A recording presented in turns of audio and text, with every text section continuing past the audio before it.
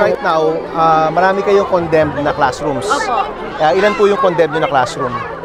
Marami din sila, mga 26, Senator. 26. Magaling, pero ginagamit kasi wala silang iba. Kasi wala namang iba. Okay.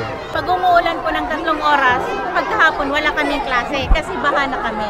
Sabi, 26 major repair, but we need a replacement. Yun pong 5 makeshift na class na nandyan sa mga makeshift. Ang sabi daw, 6 months lang yan. Pero dapat kasi niya, pansamantala, di ba?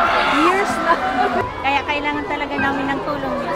Iikot po kami ngayon sa mga eskwelahan, kaya mahalaga na may mga solusyon tayo kasama ng LGU, of course si Mayor Lenny kasama natin ngayon para maaksyonan itong problema nila sa classrooms. And of course, mahalaga na sa baha, sa lindol, sa ulan, yung ating mga classroom climate resilient at may kakayahang na protektahan ng mga kabataan.